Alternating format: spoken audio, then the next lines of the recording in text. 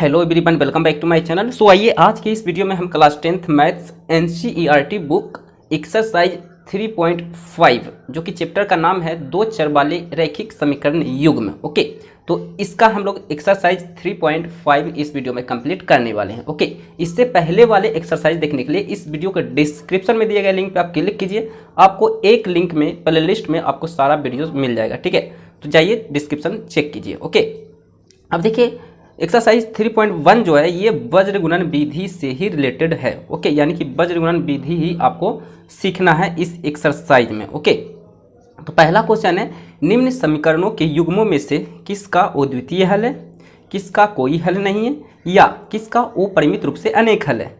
यदि वो अद्वितीय हल की स्थिति में है तो उसे वज्र गुणन विधि से आपको ज्ञात करना है। ठीक है, यही क्वेश्चन बोल रहा है। ओके, तो यहाँ पे पहला इक्वेशन दिया हुआ है समीकरण। Okay, x - 3y - 3 = 0। दूसरा इक्वेशन दिया हुआ है 3x - 9y - 2 = 0। ओके, यहाँ पे आपको a1 b1 c1 आपको फाइंड निकाल लेना है। ओके, देख करके आपको ओके, और a2 b2 c2 आपको निकाल लेना है। ठीक है, मैंने निकाल लिया। अब यहाँ पे हम क्या करेंगे, रेशियो यहाँ पे हम यहाँ पे निकाल लेते हैं। ठीक है, a1 बटा a2 1/3 b1/b2 फाइंड कर लो, -3/-9 यानी ये यहाँ माइनस माइनस कैंसिल, 3 इकाई 3 3 तिया 9, ये भी आ गया आपका 1/3।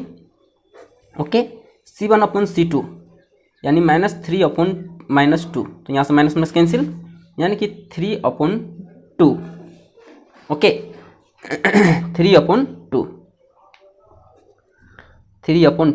ओके, अब यहाँ आप देखिए a1/a2 तो है, यहाँ आप लिखेंगे चूंकि a1/a2 बराबर तो है b1/p2 के, क्योंकि दोनों का मान 1/3 1/3 आया है, लेकिन c1/c2 का मान 3/2 आया है, यानी कि ये c1/c2 के बराबर नहीं है। ठीक है, तो इस कंडीशन में क्या होता है। ओके, तो आपको मैं ले चलता हूँ चार्ट पे।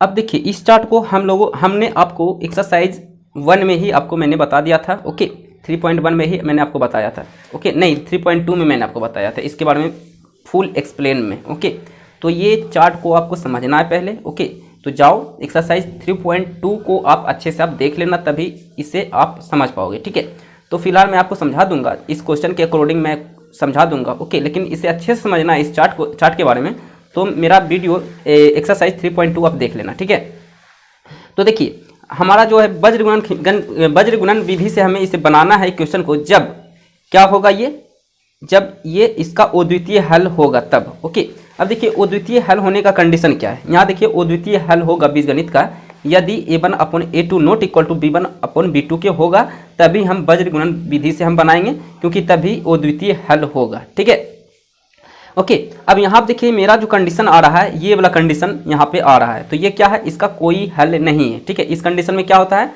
बीजगणितीय रूप कोई हल नहीं होता है। ठीक है, तो यही कंडीशन हमारा आ रहा है देखा जाए तो। ओके, ये देखिए यही कंडीशन मेरे पास आ रहा है, तो यहाँ पर आपको लिख लेना है, इसलिए कोई हल नहीं होगा, कोई हल नहीं होगा। ओके, नहीं होगा। ओके, यही आपका आंसर हो गया। इसे वज्र गुणन विधि से नहीं बनाना है। वज्र गुणन विधि से कब बनाओगे, अब जब अद्वितीय हल होगा तब। ओके, तो यहाँ पे कोई हल नहीं होगा। ओके, तो यही आपका आंसर हो गया। ठीक है जी, अब यहाँ पे देखो ये चार्ट को है ना, आप अपने कॉपी में कॉपी कर लो या स्क्रीनशॉट ले लो आप। ठीक है, ये चार्ट को ओके, इसे आप कॉपी कर लो। ठीक है, एकदम सेम टू सेम इसे आप कॉपी कर लो, मैंने बहुत ही अच्छे से एक्सप्लेन किया था एक्सरसाइज 3.2 में। ठीक है, तो इसे आप आई होप कॉपी कर लिए होंगे। ठीक है, तो चलिए अब हम देखते हैं इसी का क्वेश्चन 2। अब ये देखिए क्वेश्चन 2 है, इसे हम चेक करेंगे। ठीक है, तो सबसे पहले हम a1 b1 c1 निकाल लेते हैं। तो a1 क्या है 2, b1 क्या है भाई, बाई का आगे कुछ नहीं तो 1 है 1, c1 क्या है 5, a2 क्या है समीकरण 2 में देखिए 3, b2 क्या है 2 और c2 क्या है 8। ओके, अब देखिए डायरेक्ट इस एक्सरसाइज को आप देख रहे हैं, इस चैप्टर का इस एक्सरसाइज को डायरेक्ट देख रहे हैं, तो a1 b1 c1 a2 b2 c2 आपको समझ में नहीं आएगा, इसीलिए आप एक्सरसाइज वाइज आप देखिए। ओके, शुरू से आप देखिए। ठीक है, तभी आप चैप्टर अच्छे से समझ पाओगे। ठीक है जी, अब देखिए अब इसका हम यहाँ पर रेशियो निकालते हैं, अनुपात निकालते हैं a1/a2, तो क्या हो जाएगा 2/3। दूसरा क्या है b1/b2, तो ये क्या हो गया 1/2। अब यहाँ पर हम देख रहे हैं कि ये जो है चूंकि a1/a2 जो है नोट इक्वल टू है b1/b2 के। b1/b2 के बराबर नहीं है a1/a2, इसीलिए हम आगे नहीं निकालेंगे, c1/c2 निकालने की जरूरत नहीं है, क्योंकि पहला ही कंडीशन ये मैच खा गया है, और द्वितीय हल ये हमारा निकल के आ रहा है। ठीक है, ये देखिए मैं आपको दिखा देता हूँ, ये देखिए यही कंडीशन हमारा आ रहा है। तो इस कंडीशन में क्या होता है बीजगणितीय निरूपण, ओ द्वितीय हल निकल के आता है। ठीक है, तो अब यहाँ पर हम लिखेंगे इसीलिए ओ द्वितीय हल होगा। अब हम इसे बज्र गुणनखंड विधि से बनाएंगे। ठीक है, तो यहाँ पर आपको लिख लेना है इसीलिए ओ द्वितीय हल होगा, या होंगे आप लिख सकते हैं। ठीक है, होगा। ओके, अब हम यहाँ पे इसे वज्र गुणन विधि से सॉल्व करने वाले हैं। तो आइए इसे वज्र गुणन विधि यहाँ पे हम यूज करते हैं, अप्लाई करते हैं। ठीक है, तो वज्र गुणन विधि का फॉर्मूला कैसे हम लोग लिखते हैं, पहले x लिख लेते हैं, फिर इसके नीचे बटा लगाते हैं, फिर बराबर, फिर y लिखते हैं, फिर इसके भी नीचे बटा लगाते हैं, फिर बराबर 1। ओके, फिर इसके भी नीचे बटा लगाते हैं। इस प्रकार लिख लिया। ओके, इसके बाद नेक्स्ट स्टेप क्या करना है, x के नीचे आपको लिखना है BC, x के नीचे BC लिखना है, y के नीचे CA लिखना है। ओके, और 1 के नीचे आपको AB लिखना है। ठीक है, इतना आपको याद रखना है कि x के नीचे BC लिखना है, y के नीचे CA लिखना है, और 1 के नीचे AB लिखना है। ठीक है जी, ये आपको याद रहेगा। ओके, इसके बाद आपको क्या करना है, BC में BC को घटा देना है, CA में CA को घटा देना है। ओके, और AB में AB को घटा देना है, ये भी आपको याद रहेगा।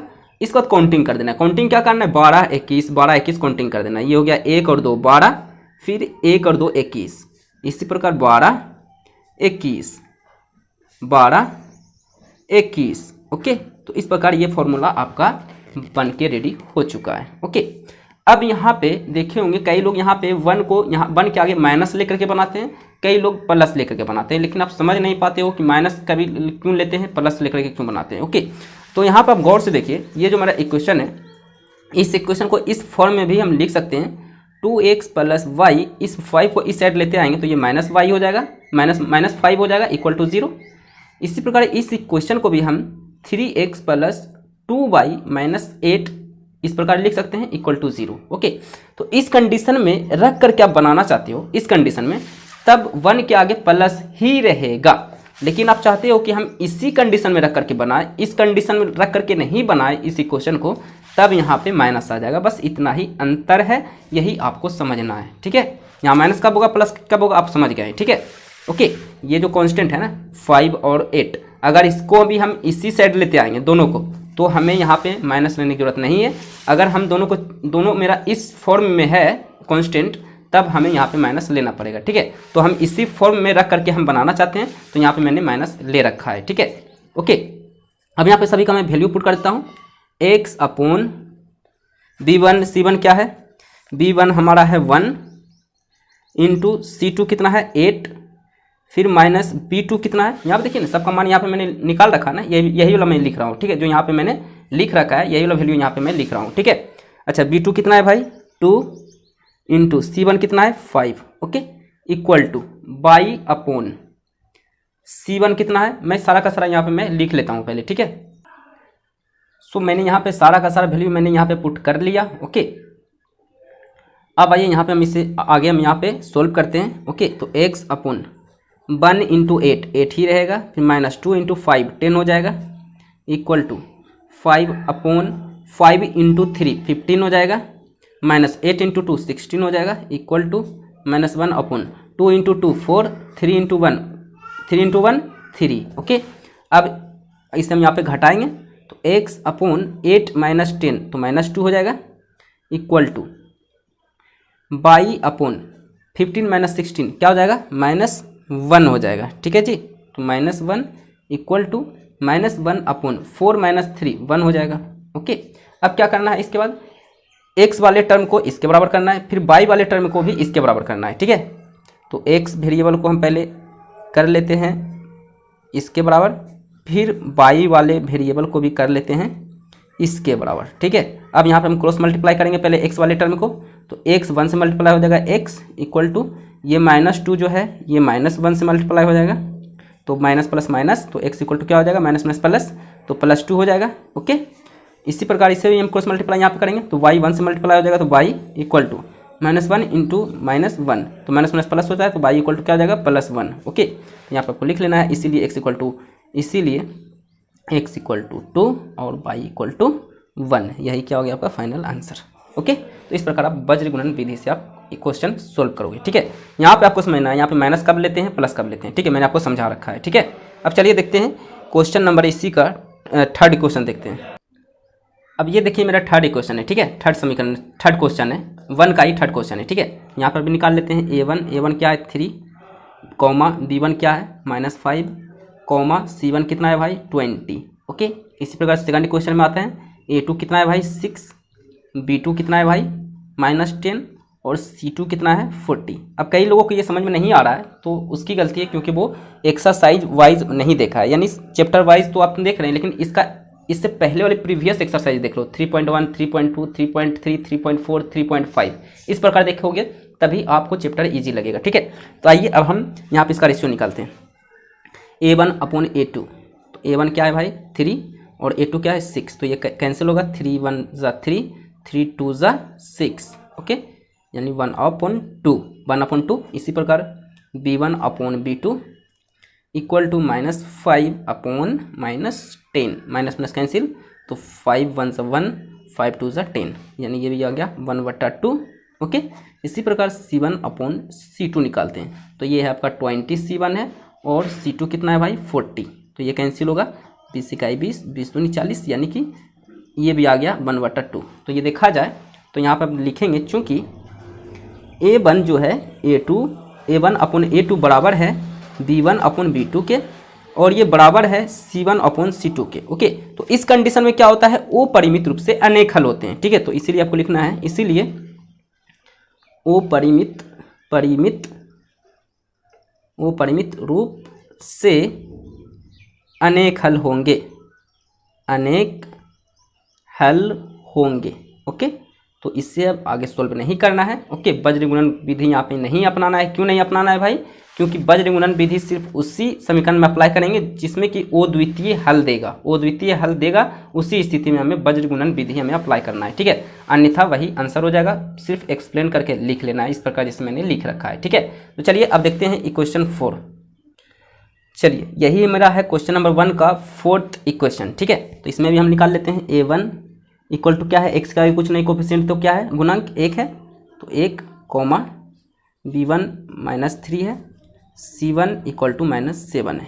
ठीक है, इसी प्रकार सेकंड इक्वेशन में आते हैं, सेकंड समीकरण में 3 है, a2 3 हो गया, b2 कॉमा b2 कितना हो गया -3, कॉमा c2 क्या हो गया भाई -15। ठीक है, अब यहाँ पे रेशियो निकालते हैं हम लोग, a1/a2 यानी कि 1/3 हो जाएगा, b1/b2 यानी कि -3/-3, तो माइनस माइनस यहाँ से कैंसिल, 3 इकाई 3, 3 इकाई 3, यानी कि 1/1। अब यहाँ पे हम देख रहे हैं, चूँकि लिखेंगे, चूँकि a1 जो है a1/a2 ये बराबर नहीं है b1/b2 के। ओके, तो इस कंडीशन में क्या होता है आप देख लो, मैं आपको दिखा देता हूँ। ओके, देखिए इस कंडीशन में क्या होता है, ओ द्वितीय हल होता है, तो ओ द्वितीय हल हो गया इसका, तो अब हम इसे वज्र गुणन विधि से इस समीकरण को हल करेंगे। ठीक है, तो इसीलिए मैंने कहा था इससे आप अच्छे से समझ लेना। ठीक है, तो एक्सरसाइज 3.2 आप देख लेना मेरा। ठीक है, लिंक आपको डिस्क्रिप्शन में मिल जाएगा, सारा का सारा एक्सरसाइज आपको मिल जाएगा। ठीक है, तो यहाँ पर हम लिखेंगे, इसीलिए ओ द्वितीय हल होंगे, ओ द्वितीय हल होंगे या होगा, आप अपने हिसाब से लिख सकते हो। ठीक है, अब हम इसे वज्र गुणन विधि से हम बनाएंगे, क्योंकि क्वेश्चन में बोला हुआ था कि ओ द्वितीय हल होने की स्थिति में आप इसे वज्र गुणन खंड विधि से बनाओ। ठीक है, तो यहाँ पे लिखेंगे वज्र गुणन विधि से। ओके, तो वज्र गुणन विधि का क्या फॉर्मूला है, फॉर्मूला लिखने के लिए ट्रिक मैंने आपको बता लिया है। पहले x लिख लो, फिर इसके नीचे बटा, फिर बराबर, y लिख लो, इसके नीचे भी बटा, फिर बराबर 1 लिख लो, फिर इसके भी नीचे बटा। ठीक है जी, इतना काम कर लिया आपने। अच्छा, इसके नीचे क्या लिखना है, x के नीचे लिखना है आपको BC, y के नीचे लिखना है आपको CA, 1 के नीचे लिखना है आपको AB। इतना मैंने आपको बता दिया। ठीक है, उसके बाद क्या करो, BC में BC को घटा दो, सी ए में सी ए को घटा दो, ए बी में ए बी को घटा दो। उसके बाद क्या करो, काउंटिंग कर दो। काउंटिंग क्या करना है, 12 21 12 21 12 21, यही काउंटिंग करना है। तो इस प्रकार ये आपका क्या हो गया, फॉर्मूला यहाँ पे वज्र गुणन विधि का फॉर्मूला बन चुका है। अब यहाँ पे देखना है कि हमारा इक्वेशन किस रूप में दिया हुआ है। ये देखिए इस रूप में दिया हुआ है, तो इस रूप में देने पर इसे आपको माइनस करना है या प्लस ही रहने देना है। तो याद कीजिए इसे हम प्लस ही रखेंगे। अगर इस 7 को उस साइड लेके चले जाते हैं तब इसे हमें माइनस करना है। अगर इस 7 और इस 15 दोनों को उस साइड कर देंगे तभी हम यहाँ पे -1 लेंगे। ओके, तो इस फॉर्म में हम माइनस नहीं लेंगे। ओके, यही क्वेश्चन को अगर हम x - 3y = 7 लिख सकते हैं और इस इक्वेशन को 3x - 3y = 15 लिख सकते हैं। अगर इस फॉर्म में लेकर के हम बनाएंगे तब यहाँ पे -1 आएगा, लेकिन हम इस फॉर्म में नहीं बनाना चाहते हैं, इसी फॉर्म में रख करके हम बनाना चाहते हैं। तो यहाँ पे -1 लेने की जरूरत नहीं है, प्लस ही रहेगा। ओके, लेकिन इससे पहले वाले इक्वेशन में जो हम सॉल्व किए थे वज्र गुणनखंड विधि से, उसमें मैंने यहाँ -1 लिया था क्योंकि इस फॉर्म में रखते हुए मैंने बनाया था। ठीक है, याद रखिएगा। ठीक है, अब चलिए सारा का वैल्यू यहाँ पे मैं सारी का वैल्यू यहाँ पे मैं पुट कर देता हूँ। ठीक है, x/b1 क्या है भाई, देखिए यहाँ पे देखिए b1 क्या है, -3, तो -3 ओके इंटू C2 कितना दिया हुआ है, -15, तो -15 फिर माइनस, ये वाला माइनस आ गया माइनस।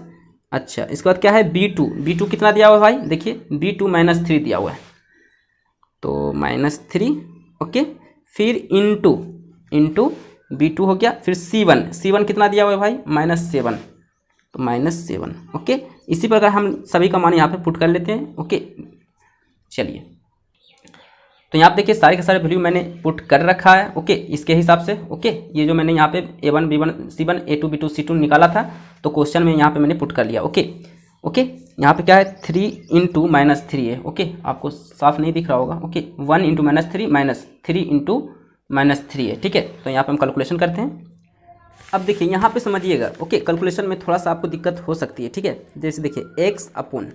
ओके, अब देखिए ये यहाँ पे क्या है, -3 इंटू -3 इंटू -15, तो माइनस क्या हो गया प्लस, तो 15 × 45, तो हो गया +45। ओके, ये आपका हो गया। ओके, अब देखिए ये वाला जो है इसको यहाँ पे मैं पहले रफ में बता देता हूँ। ये कुछ इस प्रकार है, माइनस फिर -3 इंटू -7। ओके, अब देखिए ये दोनों माइनस प्लस हो जाएगा, 7 या 21, तो +21 हो गया, और ये माइनस बाहर पहले से था। ठीक है, तो माइनस प्लस फिर इंटू होकर के क्या हो जाएगा, माइनस हो जाएगा, यानी कि -21 फिर वापस हो जाएगा। ठीक है, तो यानी कि -21 यहाँ पे हो गया। ओके, फिर इक्वल टू y/, देखिए -7 + 3, माइनस प्लस माइनस, तो 7 या 21 यानी कि -21। ओके, अब देखिए सेकंड क्या है, सेकंड हमारे पास है माइनस फिर -15 इंटू 1, यही है ना। अब देखिए ये दोनों क्या हो जाएगा, माइनस और प्लस, 1 के आगे कुछ नहीं तो प्लस साइन है, तो माइनस प्लस माइनस यानी -15, और ये माइनस पहले से यहाँ पे बाहर में है। ठीक है, तो फिर ये माइनस इंटू होगा, तो माइनस प्लस यानी +15 होगा। ठीक है, +15 हो जाएगा, यानी कि +15 यहाँ पे हम लिख सकते हैं। ठीक है, इसी प्रकार 1/, प्लस माइनस 1 इंटू 3 यानी कि +3, सॉरी प्लस माइनस यानी -3। ओके, अब यहाँ आप देखिए माइनस क्या हो जाएगा प्लस, यानी कि +9। ओके, अब यहाँ पे इसे घटा लो। ठीक है, x/, 45 में से 21 घटाओ, ये आपका आएगा +24। ओके, इक्वल टू y/, -21 + 15 क्या हो जाएगा, माइनस का साइन बड़ा इसमें है, तो यहाँ पे माइनस में होगा, यानी कि -6 आ रहा है। ओके, इक्वल टू 1/, -3 + 9, तो +6 हो जाएगा। ओके, अब क्या करो, x वेरिएबल को इसके बराबर करो, फिर y वेरिएबल को इसके बराबर करो। ठीक है, यानी कि x/24 को बराबर करना है 1/6 के, फिर y/-6 को बराबर करना है 1/6 के। ठीक है, अब क्रॉस मल्टीप्लाई करो, तो 6x × 6 6x इक्वल टू 24 × 1 24 ही रह जाएगा, इसीलिए x इक्वल टू क्या हो जाएगा 24/6, ये इंटू में था तो डिवाइड में आ गया। ठीक है, अब इसे यहाँ से कैंसिल करो, 6 चौके 24, तो x इक्वल टू कितना आ गया भाई आपका 4 आ गया। ठीक है, सिमिलरली इसका भी क्रॉस मल्टीप्लाई करो, ठीक है, वाई 6 से मल्टीप्लाई हो जाएगा तो 6y इक्वल टू 6 इंटू 1 तो -6 हो जाएगा, ओके। इसीलिए y इक्वल टू क्या हो जाएगा, -6/6, ये 6 डिवाइड में आ जाएगा क्योंकि इंटू में था, ठीक है। तो 6 इकाई 6 एक बार में कैंसिल हो गया, इसीलिए y इक्वल टू क्या आ गया, यहाँ पे माइनस है तो यहाँ पे -1, ठीक है। तो इस प्रकार आप x बराबर क्या हो गया आपका 4 और y इक्वल टू -1। सो इस प्रकार आपका वज्र गुणन विधि से ये क्वेश्चन सोल्व हो गया, ठीक है। चलिए देखते हैं अब नेक्स्ट क्वेश्चन। अब देखिए क्वेश्चन नंबर 2 का पहला क्वेश्चन है। पहला क्वेश्चन बोल रहा है a और b के किन मानों के लिए रैखिक समीकरणों के युग्म के अपरिमित रूप से अनेक हल होंगे, ओके। अब यहाँ पे आते हैं चार्ट पे। चार्ट पे देखिए अपरिमित रूप से अनेक हल कब होते हैं। अपरिमित रूप से अनेक हल मतलब अनेक हल है ना, अपरिमित रूप से अनेक हल ये हो गया, ये कंडीशन आएगा तभी अपरिमित रूप से अनेक हल होगा, यानी कि सभी के सभी रेशियो क्या होंगे, एक दूसरे के इक्वल होंगे, बराबर होंगे, ठीक है। तो आइए इस इक्वेशन को क्या करते हैं, जो मेरा इक्वेशन दिया हुआ है उसको हम इस कंडीशन में यहाँ पे लाते हैं, ठीक है। तो सबसे पहले हम यहाँ पे लिख लेंगे a1 क्या है 2 है, कॉमा b1 क्या है 3 है, कॉमा c1 क्या है 7 है। इसी प्रकार सेकंड इक्वेशन में आते हैं, a2 कितना है a माइनस b है, b2 क्या है a प्लस b है, ओके, कॉमा c2 क्या है 3a, ये जो है सारा का सारा c2 हो गया, 3a प्लस b माइनस 2। अब इसका हम रेशियो निकाल लेते हैं। रेशियो नहीं निकालेंगे, डायरेक्ट हम यहाँ पर लिखेंगे कि रैखिक समीकरण के अनेक हल होंगे, यानी अपरिमित रूप से अनेक हल होंगे यदि, जो कंडीशन है वो यहाँ पे मैं लिख लूँगा, ठीक है।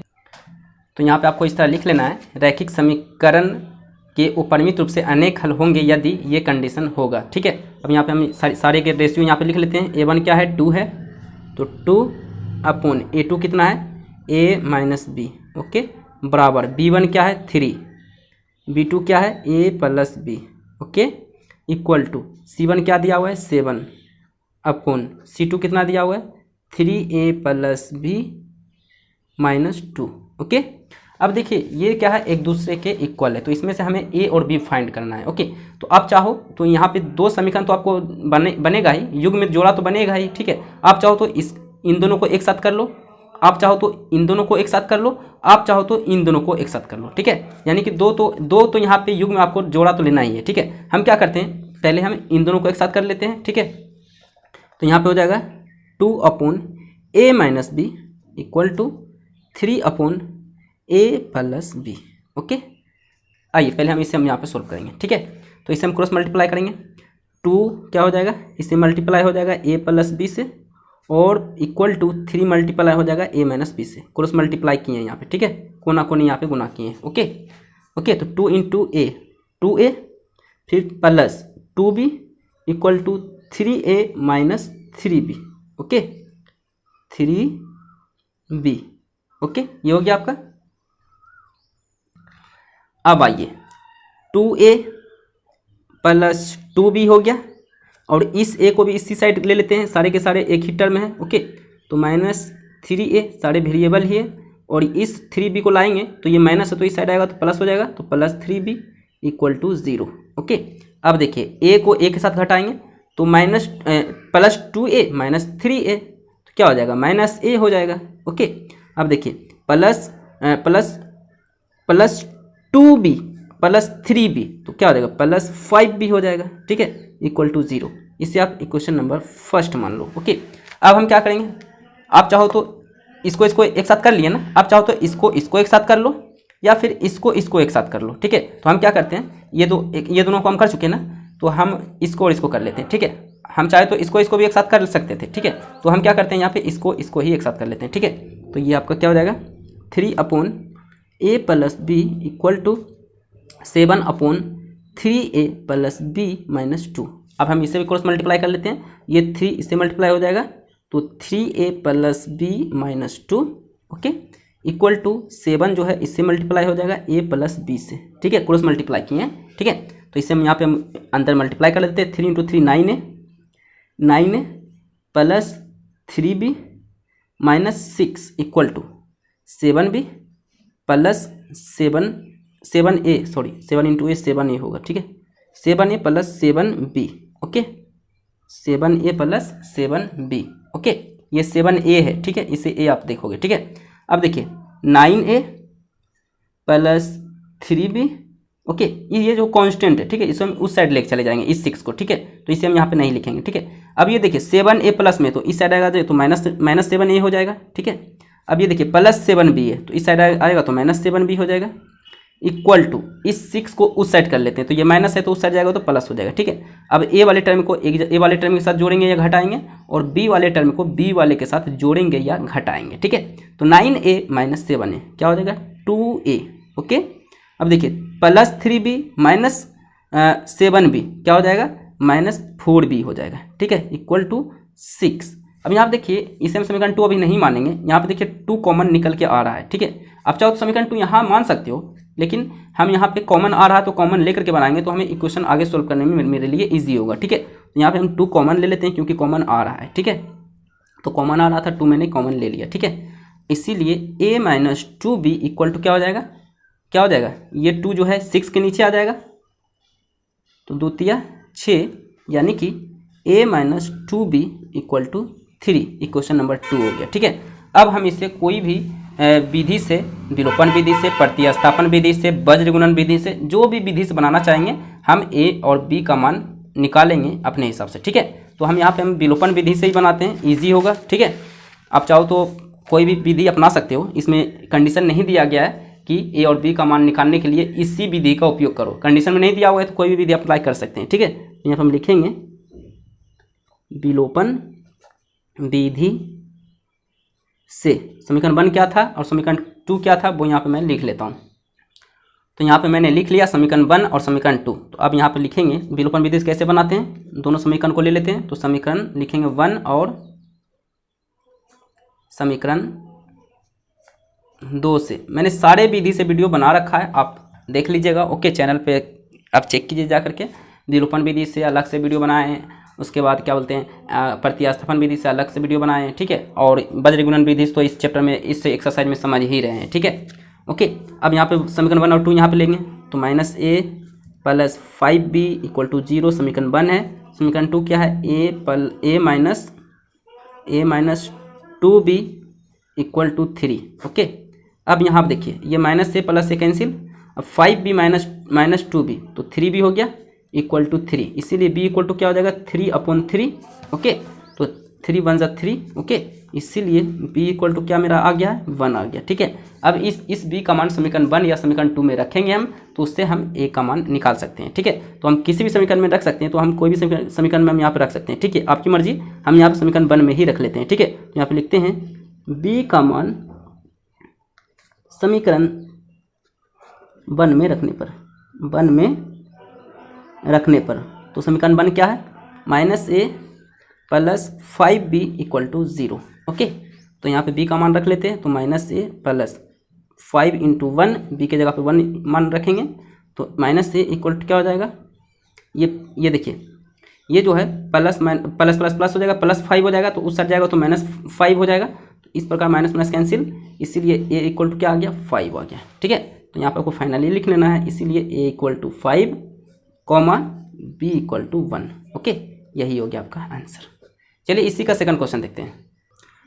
अब देखिए क्वेश्चन नंबर 2 का ही सेकंड क्वेश्चन है, ओके। बोल रहा k के किन मानों के लिए रैखिक समीकरणों के युग्म का कोई हल नहीं होगा, ओके। अब कोई हल नहीं होगा तो उसका कंडीशन क्या होता है, पहले आप कंडीशन देख लो, ठीक है। अब देखिए यही मेरा चार्ट है, ओके, ये चार्ट देखिए, ये मेरा चार्ट है, ओके, आप इसे समझ लेना, ओके। अब देखिए कोई हल नहीं होने पर ये शर्त होगा तभी कोई हल नहीं होगा, ओके। यानी कि इस वाले फॉर्म में हमें क्या करना पड़ेगा, हमें रेशियो को यहाँ पे डिस्ट्रीब्यूट करना पड़ेगा इसी वाले रेशियो में, ठीक है। तो आइए हम क्वेश्चन को इस रेशियो में डिस्ट्रीब्यूट करते हैं, बांटते हैं, ठीक है। तो सबसे पहले यहाँ पे हम a1 b1 c1 निकाल लेते हैं, a2 b2 c2 निकाल लेते हैं, ठीक है। तो a1 क्या हो गया 3 हो गया, b1 क्या हो गया, बाई के आगे कुछ नहीं तो कोफिशिएंट क्या है भाई, गुणांक 1 है तो 1 हो गया, c1 क्या हो गया भाई 1 हो गया। अब आते हैं क्वेश्चन नंबर 2 में, समीकरण नंबर 2 में a2 क्या हो गया 2k minus 1, sorry 2k minus 1, okay, b2 क्या हो गया k माइनस 1, C2 क्या हो गया, C2 देखिए ये है आपका 2k + 1। ओके, ये आपने निकाल लिया। इसके बाद देखिए यहाँ पे मैंने अनुपात में यानी कि रेशियो में यहाँ पे मैंने बांट दिया। ओके, अब यहाँ पे हम लिखेंगे जो कंडीशन बोल रहा है कोई हल नहीं होगा, तो किस कंडीशन में कोई हल नहीं होगा वो यहाँ पे हम लिख लेंगे। यहाँ पे हम लिखेंगे रैखिक समीकरण का कोई हल नहीं होगा यदि, जो कंडीशन है वो यहाँ पे हम लिख लेंगे। ठीक है, तो यहाँ पे आपको लिख लेना है रैखिक समीकरण का कोई हल नहीं होगा यदि ये कंडीशन होगा। ठीक है, A1/A2 इक्वल टू होना चाहिए B1/B2 को, लेकिन नॉट इक्वल टू C1/C2 के। ठीक है, तो सभी का रेशियो यहाँ पे हम लिख लेते हैं। A1/A2 कितना होगा 3/2k - 1 इक्वल टू B1/B2 यानी कि 1/k - 1, लेकिन not equal to 1/2k + 1। Okay, अब देखिए ये तो इक्वल है ही नहीं। ठीक है, तो सिर्फ इन दोनों टर्म को क्या करेंगे हम बराबर करके k का मान निकाल लेंगे। ठीक है, तो यहाँ पर हम लिखेंगे 3/2k - 1 इक्वल टू 1/k - 1। इसे हम क्रॉस मल्टीप्लाई करते हैं तो 3 क्या है k - 1 से मल्टीप्लाई हो जाएगा, और ये 1 जो है 2k - 1 से मल्टीप्लाई हो जाएगा। ठीक है, तो ये हो जाएगा 3k - 3 equal to 2k - 1। Okay, तो 3k माइनस ये 3 को ना उस साइड कर देंगे। ठीक है, तो ये हम 2k को इस साइड ले लेते हैं। ठीक है, तो ये +2k है तो इस साइड आएगा तो -2k। ओके, इक्वल टू -1, और इस 3 को उस साइड करेंगे तो ये माइनस है तो उस साइड जाएगा तो प्लस हो जाएगा तो +3। ओके, अब 3k - 2k k हो गया, और -1 + 3 तो +2 हो जाएगा, यानी k = 2 के लिए जो है रैखिक समीकरण का कोई हल नहीं होगा। यही इसका क्या हो गया k = 2 आंसर। ओके, अब चलिए देखते हैं क्वेश्चन नंबर 3। अब देखिए थर्ड क्वेश्चन को। थर्ड क्वेश्चन क्या है, निम्न रैखिक समीकरणों के युग्म को प्रतिस्थापन एवं वज्र गुणन विधियों से हल कीजिए। ओके, किस विधि से आप अधिक उपयुक्त मानते हो। ओके, यानी कि कौन सी विधि आपको ज़्यादा बेस्ट लगता है, कौन सा आपके लिए ज़्यादा यूजफुल है। ओके, तो हम क्या करेंगे प्रतिस्थापन और वज्र दोनों विधियों से हम क्या करेंगे यहाँ पे हम इसे सोल्व करेंगे, इस क्वेश्चन को बनाएंगे। ठीक है, तो सबसे पहले हम प्रतिस्थापन से बनाएंगे। ओके, तो इसको हमें क्या मानना पड़ेगा इक्वेशन फर्स्ट, इसे हम लोग इक्वेशन सेकंड आपको मानना पड़ेगा। ठीक है, तो यहाँ पर आप लिखोगे प्रतिस्थापन विधि से। ओके, तो प्रतिस्थापन विधि से कैसे बनाते हैं मैंने आपको पहले ही बता रखा है। ठीक है, तो सबसे पहले कोई भी इक्वेशन ले लेते हैं, तो हम यहाँ पे ले लेते हैं समीकरण 1। आप चाहो तो समीकरण 2 भी ले सकते हो। ठीक है, समीकरण 1 से। ओके, तो समीकरण 1 क्या है 8x + 5y = 9। ओके, अब इससे आप चाहो तो x का मान निकाल लो या y का मान निकाल लो, आपकी मर्जी। ठीक है, तो यहाँ से हम x का ही मान निकाल लेते हैं। ठीक है, तो 8x = क्या हो जाएगा 9 - 5y। इस 5y को उस साइड करेंगे तो ये प्लस है तो उस साइड जाएगा तो माइनस हो जाएगा, इसीलिए x = क्या हो जाएगा 9 - 5y अपॉन ये 8 इंटू में है तो डिवाइड में आ जाएगा। ठीक है, तो x = ये आ गया आपका। ओके, ये जो x आया है यहाँ से आप चाहो तो y भी निकाल सकते थे। ठीक है, तो ये जो x आया है कौन सा समीकरण लेने पर आया है समीकरण 1, तो इसे आप पुट करोगे समीकरण 2 में, इसे आप 1 में पुट नहीं कर सकते हो। ठीक है, समीकरण 2 में पुट करोगे। ठीक है, तो अगर हम समीकरण 2 लेते तो x या y जो भी मान निकालते समीकरण 1 में रखते, लेकिन समीकरण 1 लेकर के हम मान निकाल रहे हैं तो समीकरण 2 में हम रखेंगे। ठीक है, तो यहाँ पे हम लिखेंगे x का मान समीकरण 2 में रखने पर, तो यहाँ पे हम समीकरण 2 में ही रखेंगे x का मान। ओके, तो समीकरण 2 यही हमारा था। ओके, तो x का मान रखेंगे, x बराबर क्या आया था 9 - 5y अपॉन 8 यही आया था। ओके, फिर +2y = 4। ओके, अब यहाँ पे हम 3 को मल्टीप्लाई कर लेते हैं, तो 9 × 27 -5 × 15y अपॉन 8। ओके, फिर +2y = 4, इसके नीचे कुछ नहीं तो 1। अब इसका एलसीएम निकाल के भिन्न का जोड़ बना लो, 8 और 1 का एलसीएम 8, और ये तो इसका 27 - 15y, और ये जैसे भिन्न का जोड़ बनाते हो वैसे ही बनाना। ये सारा का सारा एक भिन्न हो गया। ठीक है, और ये एक भिन्न हो गया, याद रखना। ठीक है, ओके, और ये 8 इसमें मल्टीप्लाई हो जाएगा तो 8 दूनी 16, 16y = 4। ओके, अब यहाँ पे हम करते हैं काम, ये देखिए 27 का 27 ही रह जाएगा। अब देखिए -15y + 16y तो सिर्फ हो जाएगा y, अपॉन 8 इक्वल टू 4, इसके नीचे कुछ नहीं तो 1 मान सकते हो आप, नहीं भी मानोगे तो चलेगा, ठीक है। अब इससे क्रॉस मल्टीप्लाई कर लो, ठीक है। तो ये हो जाएगा 27 प्लस y इक्वल टू 8, 4 से मल्टीप्लाई होगा 32, ठीक है। इसलिए y इक्वल टू 32 माइनस 27, तो y इक्वल टू क्या हो जाएगा 5 हो जाएगा, ठीक है, प्लस 5 हो जाएगा। ओके, अब इस y का मान चाहो तो समीकरण 1 में रख लो या समीकरण 2 में रख लो। ओके, उससे आपका x मान निकल जाएगा, ठीक है। तो आपकी मर्जी, कोई भी समीकरण में अब आप रख सकते हो, ठीक है। तो यहाँ पे लिखेंगे हम y का मान समीकरण 1 में रखने पर, आप चाहो तो 2 में भी रख सकते हो, 1 में रखने पर प्रतिस्थापन विधि से मैंने अच्छे से बता रखा है, तो उसका वीडियो आप देख लेना अगर ये समझ में नहीं आया तो, ठीक है। तो उसका वीडियो मैं अच्छे से कंप्लीटली मैं बता चुका हूँ, ठीक है। तो y का मान समीकरण 1 में रखने पर, तो समीकरण 1 क्या था हमारा, समीकरण 1 हमारा था 8x plus 5y equal to 9। तो y का मान क्या है 5, तो 8x plus 5 into 5 equal to 9। तो 8x इक्वल टू 5 इंटू 5 क्या हो जाएगा, सॉरी यहाँ प्लस है, ठीक है, 5 इंटू 5 25 इक्वल टू 9। तो 8x इक्वल टू क्या हो जाएगा 9 माइनस 25, इसीलिए 8x इक्वल टू माइनस 16, इसीलिए x इक्वल टू क्या हो जाएगा, x equal to minus 16 upon 8, 8 दूनी 16, ओके, यानी कि x equal to minus 2। Okay, ये आपका आंसर हो गया। Okay, x equal to minus 2 और y इक्वल टू 5। चलिए, ये तो मेरा हो गया प्रतिस्थापन विधि से। अब हम इसे वज्र गुणन विधि से बनाना चाहते हैं। कौन सा?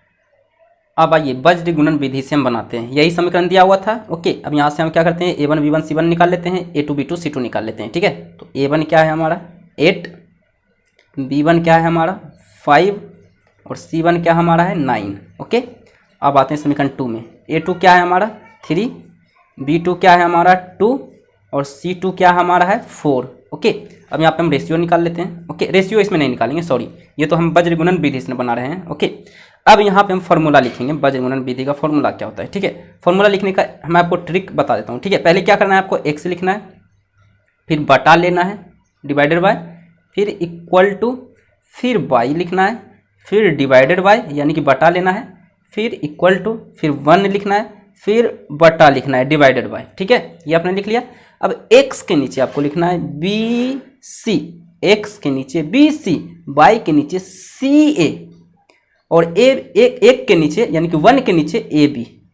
ये आपको याद रखना है। x के नीचे BC लिखना है, y के नीचे CA लिखना है और 1 के नीचे AB लिखना है। अब क्या करना है, BC को BC में घटा दो, CA को CA में घटा दो और AB को AB में घटा दो। ये काम करना है। अब इसके बाद क्या करना है, काउंटिंग करना है। काउंटिंग कैसे करना है, 12 21 12 21 12 21 इस तरह काउंटिंग कर लेना है। देखिए 1 और 2 12 21, 2 1 21, फिर हो जाएगा 12 21, ओके, फिर हो जाएगा 12 21। ओके, तो इस प्रकार आपको काउंटिंग करना है। अब ये आपका फॉर्मूला रेडी हो चुका है, ठीक है। अब यहाँ पे हम बात करते हैं कि 1 के आगे प्लस आएगा कि माइनस आएगा, ठीक है। तो आप याद रखिए, ये जो है आपका क्या है, मैंने आपको बता रखा है, ये जो कांस्टेंट है 9 और 4, ये बराबर के इस साइड रहेगा तो पॉजिटिव लेना है और बराबर के उस साइड कांस्टेंट रहेगा तो यहाँ पे आपको निगेटिव लेना है। मैंने आपको बता रखा है, ठीक है। यही अगर जो है इसे हम 8x plus 5y minus 9 equal to 0 और इसको हम 3x minus sorry plus 2y minus 4 equal to 0 इस तरह रख करके बनाएंगे, तब यहाँ पे -1 नहीं लेंगे, सिर्फ 1 नहीं लेंगे, +1 लेंगे, ठीक है। लेकिन हम इस वाले फॉर्म में रख करके बनाना चाहते हैं, इस वाले फॉर्म में रख करके नहीं बनाना चाहते हैं, तो यहाँ पे हमें माइनस लेना पड़ेगा, ठीक है। इसलिए यहाँ पे माइनस हुआ। आप चाहो तो इस फॉर्म में रख करके बनाओ तो भी आंसर आपका वही आएगा, लेकिन उसमें आपको यहाँ पे माइनस नहीं रखना है, सिर्फ +1 ही लिखना है, ठीक है। यहाँ पे कोई साइन नहीं रहेगा, सिर्फ प्लस रहेगा, ठीक है, माइनस नहीं रहेगा 1 के आगे, ठीक है। चलिए, अब मैं क्या करता हूँ, यहाँ पे सारे का वैल्यू यहाँ पे मैं पुट कर देता हूँ। ओके, तो x अपॉन b1 क्या है, देखिए 5 है, तो 5 इंटू C2 कितना है 4, फिर माइनस b2 कितना दिया हुआ है 2, फिर C1 इंटू C1 कितना दिया हुआ है 9। ओके, इसी प्रकार y अपॉन C1 कितना दिया हुआ है 9 इंटू A2 कितना दिया हुआ है 3, फिर माइनस C2 कितना दिया हुआ है 4 इंटू A1 कितना दिया हुआ है 8 इक्वल टू -1 अपॉन A1 कितना दिया हुआ है 8 इंटू B2 कितना दिया हुआ है 2 माइनस A2 कितना दिया हुआ है 3 इंटू B1 कितना दिया हुआ है 5। ओके, अब मैं इसे क्या करूँगा, सभी को मल्टीप्लाई कर दूंगा। ठीक है, तो x upon 5 into 4 20 minus plus minus minus 2 into 9 18 18 equal to by upon 9 तिया 27 माइनस और चौके 32। ठीक है, इक्वल टू -1 अपॉन 8 दूनी 16 माइनस 3 5 15। ठीक है, अब मैं इसे यहाँ पे मैं सब्ट्रैक्ट कर लूँगा, घटा लूँगा। ओके, तो ये हो जाएगा x/2 equal to by upon -5 equal to -1 upon 16 minus 15 1 हो जाएगा। ठीक है, अब x वाले टर्म को इसके बराबर करना है, फिर y वाले टर्म को भी इसके बराबर करना है। ठीक है, तो x/2 इक्वल टू -1 अपॉन 1 और फिर y वाले टर्म को करेंगे -1 अपॉन 1। ठीक है, अब हम इसे क्रॉस मल्टीप्लाई करेंगे तो x 1 से मल्टीप्लाई हो जाएगा, तो x इक्वल टू -1 इंटू 2। ठीक है, तो x इक्वल टू क्या हो जाएगा प्लस माइनस माइनस -2। ओके, अब देखिए इसे भी क्रॉस मल्टीप्लाई करेंगे तो y इंटू 1 y हो जाएगा इक्वल टू -1 इंटू -5। तो y इक्वल टू क्या हो जाएगा माइनस माइनस प्लस यानी कि 5। देखिए इसमें भी यही वैल्यू आया था और प्रतिस्थापन विधि जो मैंने बनाया था उसमें भी यही वैल्यू आया था x और y का। ठीक है, तो इस प्रकार ये आपका आंसर बन चुका है क्वेश्चन नंबर 3 का। ठीक है, तो इस प्रकार आपको क्वेश्चन नंबर 3 क्वेश्चन कंप्लीट करना है। ठीक है, देख लीजिए प्रतिस्थापन विधि से यही आंसर आपका आया था। ओके, x इक्वल टू आया था आपका क्या -2 और y इक्वल टू 5, यही इसमें भी आया है। ठीक है, x equal to -2 y equal to 5। Okay, so इस प्रकार क्वेश्चन नंबर 3 कंप्लीट हो चुका है। चलिए देखते हैं क्वेश्चन नंबर 4 का। ओके, चलिए देखते हैं क्वेश्चन नंबर 4 में क्या क्या क्वेश्चन है। सो आइए अब हम देखते हैं क्वेश्चन नंबर 4। देखिए क्वेश्चन नंबर 4 में भी कई क्वेश्चन है, 1 2 3 4 क्वेश्चन आपको देखने को मिलेगा। ओके, तो मैं कोशिश करूंगा ज़्यादा से ज़्यादा क्वेश्चन आपको बताने का। ठीक है, अब देखिए क्वेश्चन नंबर 4 क्या बोल रहा है निम्न समस्याओं में रैखिक समीकरणों के युग्म बनाइए और उनके हल यदि उनका अस्तित्व हो तो किसी भी बीजगणितीय विधि से आपको बनाना है। ठीक है, जैसे कि विलोपन विधि से चाहो तो विलोपन विधि से बना लो या फिर प्रतिस्थापन या वज्र गुणन विधि से, आपकी मर्जी। ठीक है, तो उसमें से पहला क्वेश्चन दिया हुआ है, क्वेश्चन नंबर 4 का पहला क्वेश्चन दिया हुआ है। क्वेश्चन है एक छात्रावास के मासिक व्यय यानी कि महीने का जो खर्च है, व्यय का एक भाग नियत है यानी कि तय है। ओके, यानी कि तय है कि आपको इतना देना है। ठीक है, तय है तथा शेष इस पर निर्भर करता है कि छात्र ने कितने दिन भोजन लिया है। ओके, जब एक विद्यार्थी ए, कोई विद्यार्थी है जो कि ए यहाँ पे नाम दिया गया है। ठीक है, एक विद्यार्थी ए को जो कि 20 दिन भोजन करता है, इस स्थिति में उसे 1000 रुपया छात्रावास के व्यय के लिए अदा करने पड़ते हैं। ओके, जबकि एक विद्यार्थी बी, दूसरा विद्यार्थी है जो कि बी है, वो जो है 26 दिन भोजन करता है, तो छात्रावास के लिए 1180 रुपया अदा करने पड़ते हैं। तो बोल रहा नियत व्यय और प्रतिदिन के भोजन का व्यय ज्ञात कीजिए। ओके, तो यही हमारा क्वेश्चन है। ओके, तो यहाँ पे हम सॉल्यूशन में लिखेंगे, माना छात्रावास का मासिक नियत व्यय 100 रुपया है तथा प्रतिदिन के भोजन का मूल्य 22 रुपया है। ठीक है, तो यहाँ पे मैंने माना छात्रावास का मासिक नियत व्यय 100 रुपया है और प्रतिदिन के भोजन का व्यय 22 रुपया है। ठीक है, तो देखिए प्रश्न से पहला शर्तानुसार क्या होगा, प्रश्न से देखिए बोल रहा है कि 20 दिन भोजन करता है, तो भोजन का ये हो गया 22 और नियत तो 100 हो गया, तो नियत के लिए तो पैसा नहीं लग रहा है, लेकिन नियत के अलावा जो भी खर्च करेगा, जैसे नियत के अलावा ये खर्च क्या कर रहा है, भोजन में खर्च कर रहा है। ठीक है, तो नियत में तो खर्च नहीं कर रहा भाई। ओके, लेकिन ये क्या कर रहा है, 20 दिन खाना खा रहा है 22। ओके, तो यानी 2/22 खाना खा रहा है 20 दिन, तो नियत पे कोई फर्क नहीं पड़ा।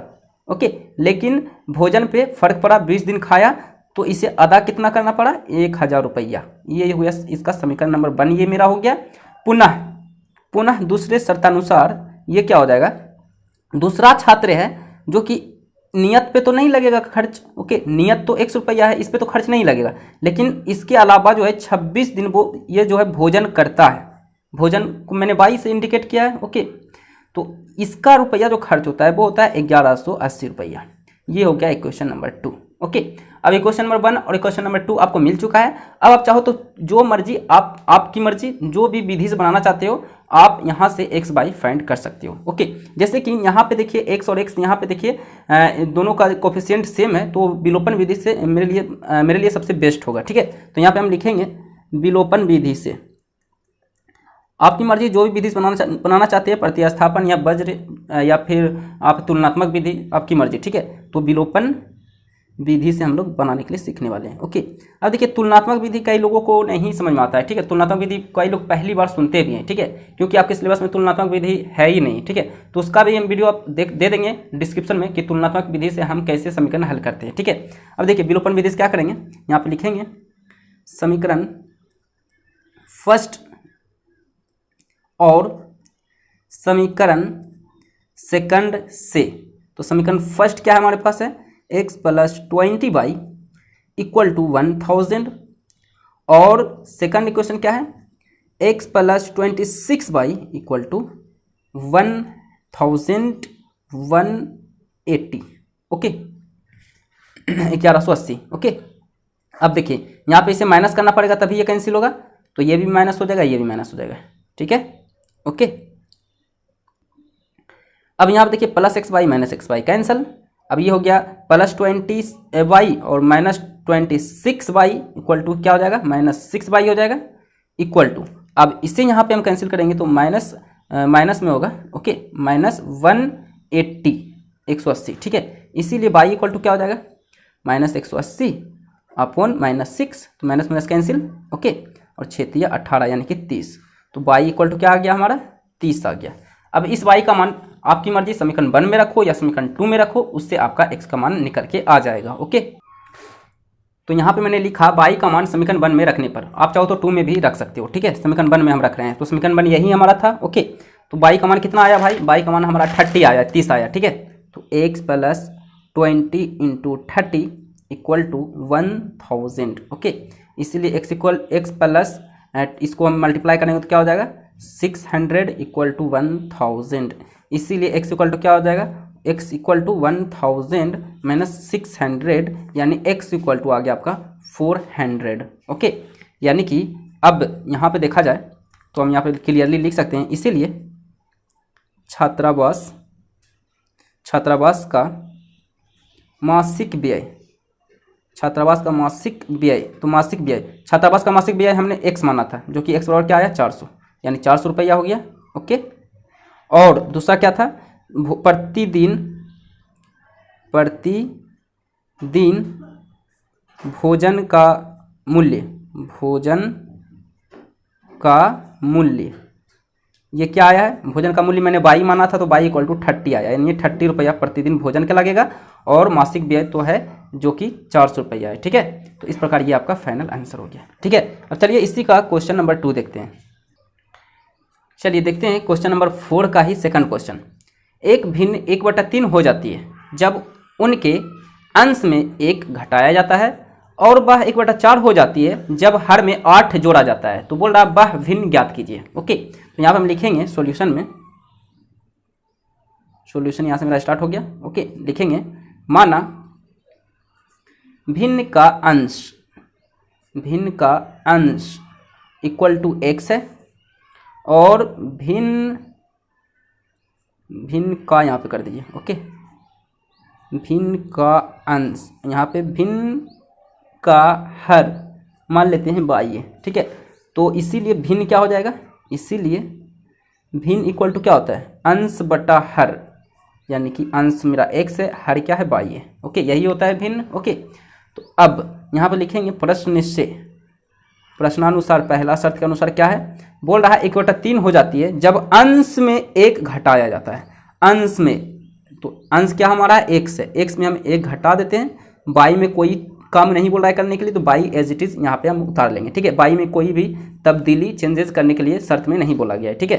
तो ये कितना हो जाता है भाई, 1/3 हो जाता है, ठीक है। इसे क्रॉस मल्टीप्लाई कर लो, तो ये क्रॉस मल्टीप्लाई हो जाएगा, तो 3 into x minus 1 equal to y, 1 से मल्टीप्लाई हो जाएगा तो y ही रहेगा, ठीक है। तो हो जाएगा 3x minus 3 equal to y, इस y को इस साइड लेते आते हैं तो 3x माइनस y, और इस 3 को उस साइड कर लेते हैं तो +3 हो जाएगा। ये क्वेश्चन 1 हो गया, ठीक है। पुनः दूसरे शर्तानुसार, ठीक है, पुनः फिर से बोल रहा है कि 1/4 हो जाती है जब हर में 8 जोड़ा जाता है, यानी कि हर क्या हमारा है, y में क्या किया जाता है, हमें 8 जोड़ने पर ये 1/4 हो जाता है, ठीक है। तो इससे भी हम क्रॉस मल्टीप्लाई करते हैं, तो ये 4 जो है x से मल्टीप्लाई हो जाएगा तो 4x हो जाएगा, ओके। तो ये हो गया आपका 4x इक्वल टू ये y प्लस 8 1 से मल्टीप्लाई होगा तो y प्लस 8 ही एज इट इज़ यहाँ पे उतर जाएगा, क्योंकि 1 से मल्टीप्लाई करने पर कोई फर्क नहीं पड़ेगा। ओके, इसी प्रकार 4x minus y equal to 8 हो गया। ये हमारा हो गया इक्वेशन नंबर 2। ओके, अब एक 1 और 2 इक्वेशन आपको मिल चुका है। अब आप जो मर्जी विधि से आप बना सकते हो, विलोपन, प्रतिस्थापन, वज्र गुणन, तुलनात्मक, आपकी मर्जी। ठीक है, तो हम यहाँ बनाएंगे विलोपन विधि से। ओके, विलोपन विधि से बनाने में ये काफ़ी इजी होगा, क्योंकि y का देखिए कोफिशिएंट समान है, तो इसलिए हमारे लिए इजी हो जाएगा। ठीक है, इसमें भी y देखिए, इसका भी कोफिशिएंट 1 है, इसका भी कोफिशिएंट 1 है, तो y यहाँ से कैंसिल इजीली हो जाएगा, तो हमें x का वैल्यू इजीली निकल के आ जाएगा। ठीक है, तो विलोपन विधि से कैसे निकालते हैं? विलोपन विधि से समीकरण 1 और 2 को, दोनों को लेते हैं, समीकरण 1 और समीकरण 2 से। ओके, तो समीकरण 1 क्या हमारे पास था? 3x minus y equal to 3, और समीकरण 2 क्या था? 4x minus y equal to 8। Okay, अब देखिए ये माइनस हो गया, ये प्लस हो गया, ये माइनस हो गया, क्योंकि y को हमें काटना था। ओके, तो माइनस माइनस तो कटेगा नहीं, एक माइनस एक प्लस में होना चाहिए, तो मुझे प्लस यहाँ पे करना पड़ा। ओके, तो इसका साइन चेंज किए तो सभी का साइन चेंज करना पड़ेगा, जो प्लस है वो माइनस हो जाएगा, जो माइनस है प्लस हो जाएगा। ठीक है, तो ये प्लस था, ये भी माइनस हो गया, ये प्लस था 8, तो ये भी माइनस हो गया। ठीक है, तो इस प्रकार minus y plus y cancel. अब देखिए 3x माइनस 4x, तो माइनस x हो जाएगा, इक्वल टू माइनस 5 हो गया, तो एक माइनस माइनस कैंसिल, यानी x इक्वल टू क्या आ गया? 5। ओके, x इक्वल टू 5 आ गया। अब x का मान आप क्या करो, समीकरण 1 या 2 में रखो, आपको y का मान निकल के आ जाएगा। ठीक है, तो यहाँ पर हम लिखते हैं x का मान, आपकी मर्जी कोई भी समीकरण में रख सकते हो, x का मान हम रख लेते हैं समीकरण 1 में, आप चाहो तो 2 में भी रख सकते हो। ठीक है, 1 में रखने पर। ओके, तो समीकरण 1 क्या था हमारे पास? 3x minus y equal to 3। Okay, अच्छा तो रख लेते हैं 3 into 5 minus y equal to 3, तो ये हो गया आपका 15 minus y equal to 3। Okay, तो वाई इक्वल टू क्या हो जाएगा? Minus y equal to 3 minus 15, इस 15 को उस साइड कर दिए, ये प्लस था तो उस साइड गया तो माइनस हो गया। ठीक है, तो minus y equal to minus 12, तो इस प्रकार माइनस माइनस कैंसिल हो गया, तो वाई इक्वल टू फाइनली हमें 12 आ गया। ठीक है, इसीलिए भिन्न क्या हो जाएगा? इसीलिए हमें भिन्न फाइंड करना था, तो भिन्न इक्वल टू क्या हो जाएगा? भिन्न क्या था हमारा? x बटा वाई, तो x का मान कितना आया भाई? 5 आया, और y का मान कितना आया? 12। ओके, तो यही मेरा फाइनली आंसर हो चुका है। ठीक है, फाइनल आंसर ये मेरा भिन्न निकल चुका है। ठीक है जी, तो इस प्रकार आप बनाओगे। चलिए देखते हैं इसी का क्वेश्चन नंबर 3। अब देखिए क्वेश्चन नंबर 4 का हम लोग 3rd क्वेश्चन देखते हैं। क्वेश्चन है, बोल रहा है यश ने एक टेस्ट में 40 अंक अर्जित किए जब उसे प्रत्येक सही उत्तर पर 3 अंक तथा अशुद्ध उत्तर पर, यानी कि गलत उत्तर पर 1 अंक की कटौती की गई। यदि सही उत्तर पर 4 अंक मिलते तथा अशुद्ध उत्तर पर 2 अंक कटते हैं तो यश 50 अंक अर्जित करता है। तो टेस्ट में कुल कितने प्रश्न थे, ये आपको बताना है। ठीक है, तो यहाँ पर देखिए, यहाँ पे 2 चीज़ें यहाँ पे आपका हाईलाइटेड है कि एक है आपका सही प्रश्न, एक है आपका अशुद्ध यानी कि गलत प्रश्न। ठीक है, तो यहाँ पे हम लिखेंगे माना सही प्रश्न हमें क्या निकालना है? सही प्रश्न और गलत प्रश्न। ठीक है, और हमें क्या करना है? टोटल प्रश्न की संख्या में निकालना है। ठीक है, तो सही प्रश्न मान लेते हैं हम 1 से, और गलत प्रश्न हम मान लेते हैं 22 है। ठीक है, तो प्रश्न से पहले शर्तानुसार, पहला शर्त के अनुसार देखिए क्या बोल रहा है प्रश्नानुसार। प्रश्न से बोल रहा है सही बनाता है। ठीक है, तो सही यानी कि x में सही बनाता है तो 3 अंक मिलता है, यानी कि सही x है तो x में 3 मिल गया तो 3x हो गया। लेकिन 1 अंक कटता है, तो कटने वाले को यानी कि गलत अंक की वजह से, तो गलत अंक की वजह से 22, तो यहाँ पे कट गया, यानी कि यहाँ पे घट गया। ठीक है, यहाँ पे घटा देंगे, कटने का मतलब क्या हो गया? कम हो गया, तो यहाँ पे हम घटा दिए। ओके, तो इसके आगे 1 लिखने की जरूरत नहीं है। ठीक है, 1 बोल रहा है 1 अंक अशुद्धि के कारण जो है ये कटौती होती है। ठीक है, तो कटौती होती है तो इससे टोटल अंक मिलता है 40। ठीक है, पहला प्रश्न अनुसार ये हो गया क्वेश्चन नंबर 1। चलिए पुनः दूसरा प्रश्न अनुसार, इसी का दूसरा प्रश्न अनुसार क्या बोल रहा है? बोल रहा है यदि ये जो है 4 अंक मिलते, इसको 4 अंक मिलते, ठीक है, तो सही बनाता तो 4 अंक, ओके, और गलत अंक बनाता तो 2 अंक कटते। ठीक है, 2 अंक कट गया। ठीक है, तो गलत अंक हो गया, ये गलत को वाई माना था तो 2 मैंने क्या किया? कैंसिल कर दिया, घटा दिया। ठीक है, तो इस प्रकार इसे कितना अंक पूरा मिलता है? 50 मिलता है। ठीक है, तो इस प्रकार अब इसमें देखिए यहाँ से 2 कॉमन आ रहा है, तो कॉमन यहाँ से निकाल लेते हैं। ठीक है, तो यहाँ से देखिए 2x minus y equal to 50। Okay, इसीलिए 2x minus y equal to क्या हो जाएगा 50/2, यानी कि 2x minus y equal to क्या हो जाएगा, इसे हम कैंसिल करेंगे तो 25 बार में कटेगा तो 25। ये हो गया इक्वेशन नंबर 2। ओके, अब आप इसे कोई भी विधि से बना सकते हो, आपकी मर्जी। तो इसे हम बनाएंगे विलोपन विधि से, क्योंकि y का कोएफिशिएंट देखिए सेम है तो ये इजीली कट जाएगा। ठीक है, विलोपन विधि से। ओके, कैसे बनाते हैं, दोनों समीकरण लेते हैं, समीकरण फर्स्ट और समीकरण सेकंड से। ओके, समीकरण 1 क्या हमारे पास है भाई, 3x minus y equal to 40। Okay, और समीकरण 2 क्या है, 2x minus y equal to 25। Okay, अब देखिए इसे हम प्लस करेंगे तभी ये कैंसिल होगा, तो ये माइनस हो जाएगा, ये माइनस हो जाएगा, तो minus y plus y cancel. Okay, 3x plus 3x minus 2x x हो जाएगा। ओके, इक्वल टू ये आपका कितना आ जाता है भाई 15 आ जाता है। ठीक है, तो x इक्वल टू क्या आ गया भाई 15। ओके, अब इस x का मान समीकरण 1 या 2 में रख सकते हो, आपकी मर्जी, कोई भी समीकरण में रखो, y का मान निकल के आ जाएगा। ठीक है, तो हम यहाँ पे लिखते हैं x का मान समीकरण 1 में रखने पर, आप चाहो तो 2 में भी रख सकते हो। ठीक है, समीकरण 1 में रखने पर। ओके, तो समीकरण 1 क्या था भाई हमारा, 3x minus y equal to 40। ठीक है, अच्छा x की जगह पे क्या रखना है 15, तो 15 रख लिया इक्वल टू 40। ओके, तो 15 या 45 माइनस वाई इक्वल टू 40, तो माइनस वाई इक्वल टू क्या हो जाएगा 40 माइनस, ये प्लस में था तो उस साइड चला गया तो माइनस में हो गया 45। ओके, तो माइनस वाई इक्वल टू क्या हो गया -5, तो माइनस माइनस कैंसिल, यानी वाई इक्वल टू 5।